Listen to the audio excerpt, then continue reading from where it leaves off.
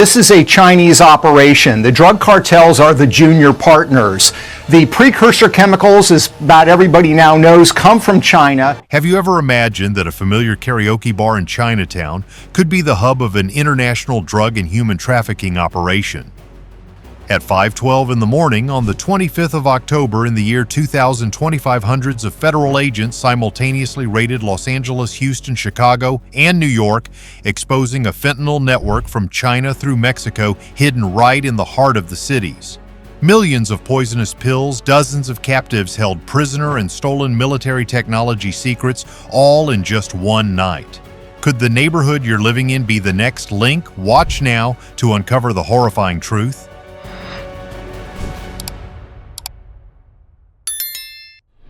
I think it's time to wage war on the drug cartels, and that will begin under Donald Trump's leadership. This is a Chinese operation. The Mexican drug cartels are the junior partners. The precursor chemicals, as almost everyone now knows, come from China. New research shows how Mexican cartels mass-produce fentanyl using chemicals sourced from China, then distribute the pills in the United States.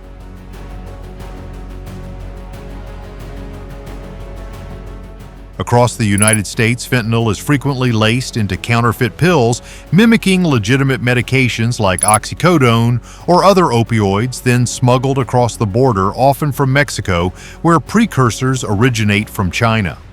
On October 25, 2025, at 5:12 a.m. in East Los Angeles, federal agents inspected 3 businesses, a karaoke bar, a massage parlor, and a restaurant, while simultaneously searching 2 nearby apartments, discovering 36 people crammed inside. What began as a routine check exploded into a major investigation, unmasking a smuggling network operating in plain sight amid one of the deadliest and most terrifying drug crises in U.S. history.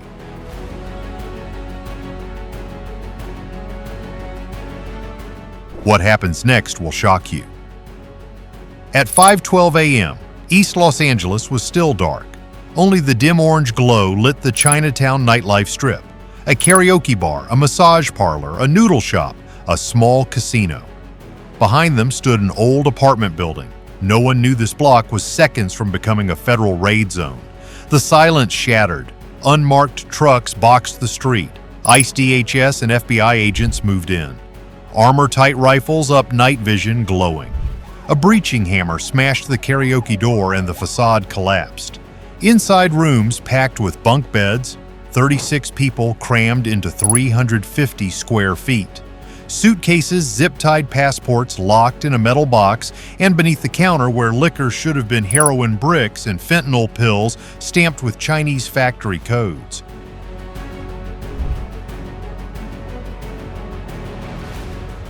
We should be ready to say that if you don't stop sending fentanyl precursors to Mexico and through our ports of entry, we're going to really penalize you economically. That is the real tool. We're not going to invade China because they're sending fentanyl into our country. We can increase tariffs and extract a massive economic cost. Over 100 pounds in the first room alone, enough to harm 500,000 people. To neighbors, this block was just nightlife. But under the neon glow and music and laughter, a human trafficking and narcotics pipeline had been operating in plain sight, and the raid had only just begun.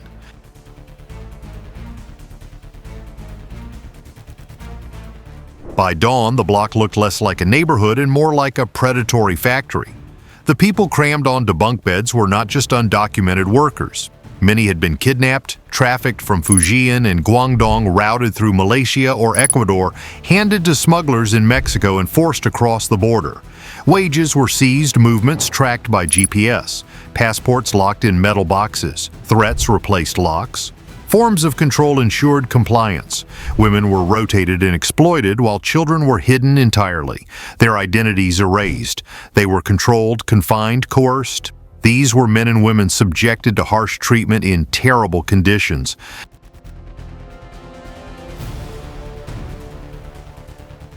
And the controllers demanded money. Every storefront was a cog in a ruthless machine.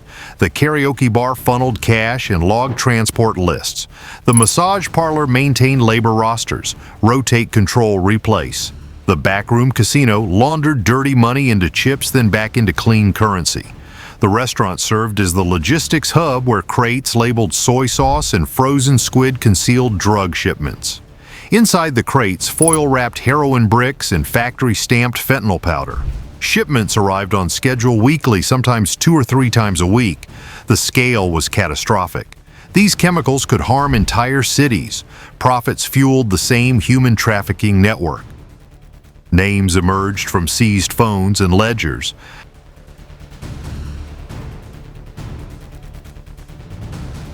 Yolan Ye, whose LLC leased safe houses and warehouses. DeGenier, who controlled refrigerated shipping containers moving between Phoenix, Houston, and Chicago. Money flowed through Nevada shell companies' cash to crypto exchanges and underground Chinese banking systems.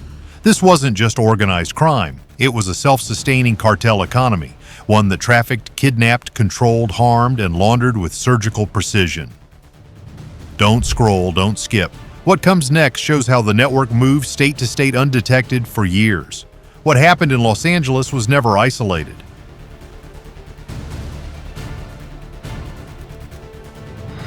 Once the first shipment codes were cracked, federal command centers saw the same pattern nationwide. A hidden corridor from East LA to Las Vegas, Houston, Chicago, and Flushing. Not businesses, but distribution nodes, so the raids expanded. A digital operations map lit up with 14 targets across 4 states. Each icon marked a warehouse club or housing cluster tied to the Ye-de-Genier paper trail. At 4:03 a.m., while half the country slept, federal convoys deployed simultaneously in 6 states. UH-60. Black Hawk helicopters thundered through the dark. Armored vehicles rolled behind them. More than 630 agents moved in synchronized waves.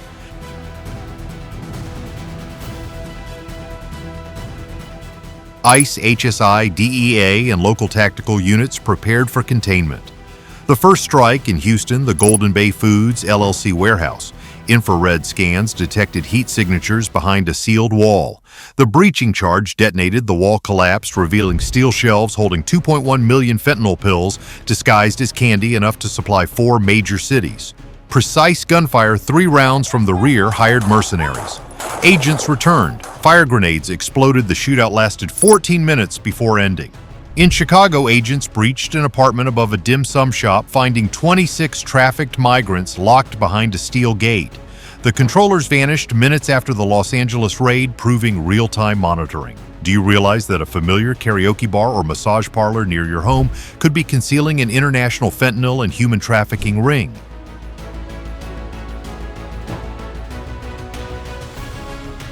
But the most violent clash took place in Flushing, Queens. There, under neon karaoke signs, the VIP room operated like a command center. Runners, brokers, and transport coordinators linked Mexico with American cities. When agents stormed up the stairs, they encountered makeshift barricades, overturned tables, chains, bolted to the floor bodies, shoulder to shoulder, holding the line.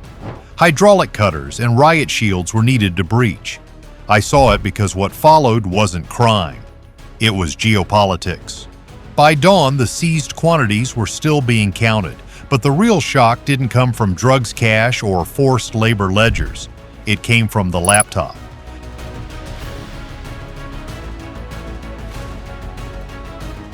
The forensics team worked through the morning, copying hard drives uploaded to federal evidence servers. What they found shifted the case from organized crime to national security. The documents weren't just payroll lists or smuggling schedules. They included export registries, embargoed shipping codes, and procurement requests written in technical English, the kind used in aerospace manufacturing.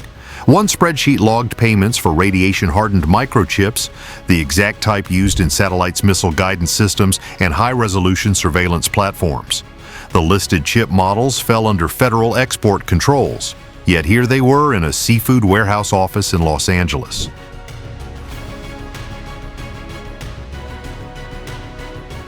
Another folder contained encrypted messaging logs between the LLC controlled by Ye and a consulting firm registered in Shenzhen. Embedded in the text were references to performance specifications, delivery timelines, and test fit compliance for military environments. The implications were severe.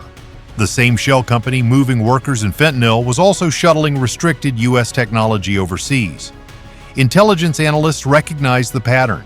This wasn't just smuggling, it resembled a covert procurement network tied to foreign intelligence agencies. Not movie-style espionage, but the quieter, more effective kind, using ordinary-looking businesses to harvest data components and leverage. The political fallout erupted immediately.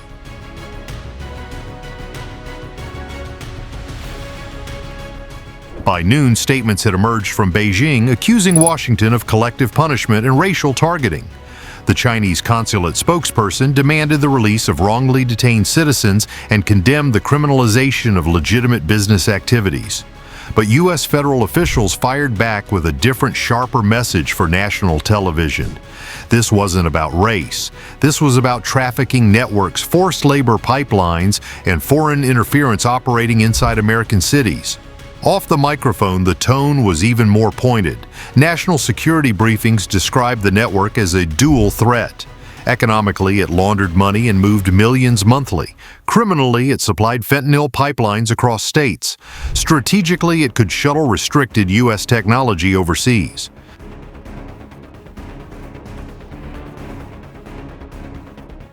Congress members demanded hearings. Governors began reviewing state licensing vulnerabilities. Defense analysts warned of supply chain infiltration. The idea that what looked like restaurants, clubs, or neighborhood grocery stores were actually logistical arms of a foreign intelligence machine. The public narrative had shifted. The story was no longer just about undocumented workers, fake IDs, underground clubs. Now it was about who built this network, who protected it, and how close it reached to America's critical systems. For the first time, the raids weren't seen as immigration enforcement, but as the front line in a geopolitical contest playing out in neighborhoods loading docks and kitchen warehouses.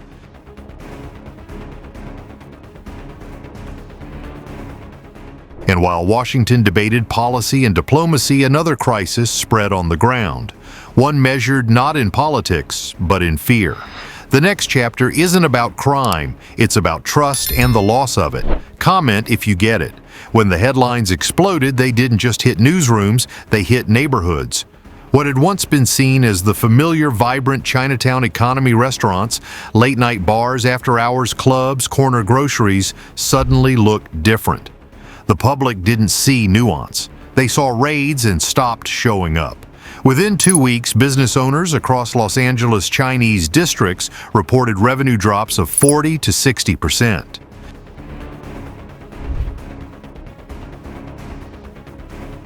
Restaurants that had survived recessions, pandemics, and rent hikes now faced empty dining rooms at lunch. Delivery drivers waited for orders that didn't ring in. A community built on constant foot traffic suddenly went quiet. Some businesses had no ties to the network, but fear didn't ask for clarification. Workers started locking doors early. Elders avoided evening markets. Salon chairs sat empty. Entire blocks grew quieter, like a neighborhood holding its breath. Meanwhile, immigration advocates sounded the alarm. They argued that many of those detained weren't cartel members, but workers trapped by debt deception and dependency. Some held legal visas.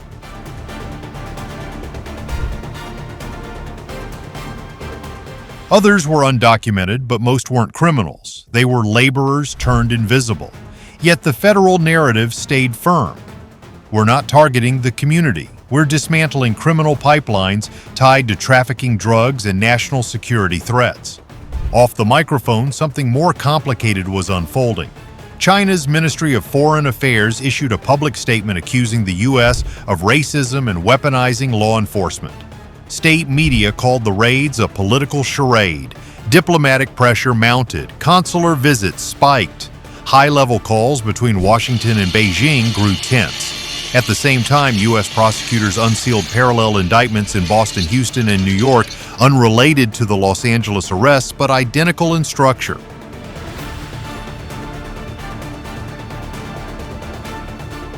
exporting AI-capable microchips to companies affiliated with Chinese state labs, smuggling satellite-grade semiconductor wafers from California tech suppliers, stealing medical database research from U.S. hospital systems.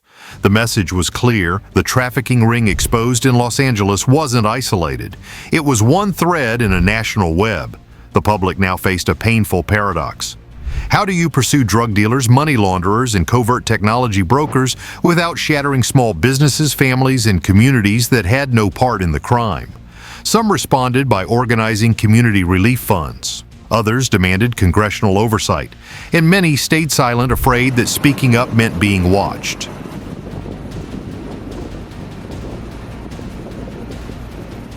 Finally, the neighborhood lights came back on, but something had changed. The trust that once made these streets feel like a city within a city had cracked. Every unmarked van now drew stares. Every closed door stirred rumors. And somewhere out there beyond the restaurants, warehouses, and raids, the rest of the network was still watching, adapting, waiting. Because when one market falls, another hesitates, but the machine rarely stops on its own. The question now was, who moved first? The community trying to rebuild, or the network trying to return? When the dust settled, what remained wasn't just a crime scene. It was a revelation of how fragile trust is and how vital vigilance remains.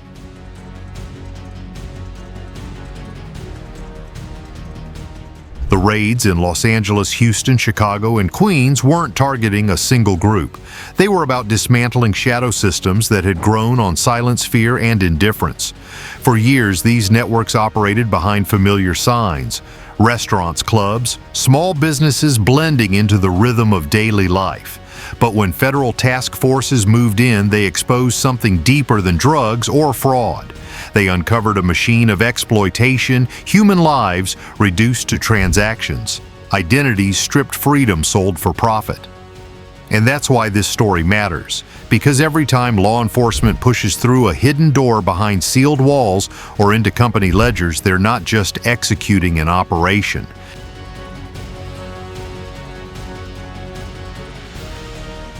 They're reclaiming the spaces where corruption hides. They stand between organized evil and everyday citizens who never see it coming. Behind every helmet, every shield, every unmarked vehicle rolling into the dawn of East Los Angeles are men and women who choose to step into danger so others don't have to. They don't do it for headlines. They do it because the system depends on people willing to hold the line when no one else will. For every block like East LA, there are others waiting to be exposed. For every network dismantled, another has already adapted. But as long as the brave stand watch, the darkness will not move unchallenged. This isn't just about crime, it's about courage. It's about the people who refuse to look away.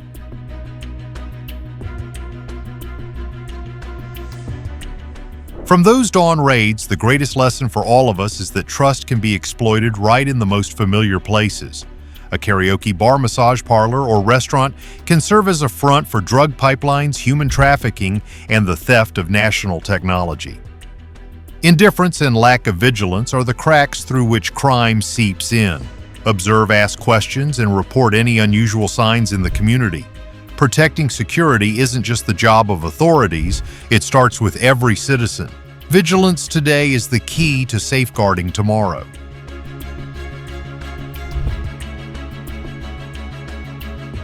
The raids are over, but the shadow networks are still adapting, waiting for a chance to return.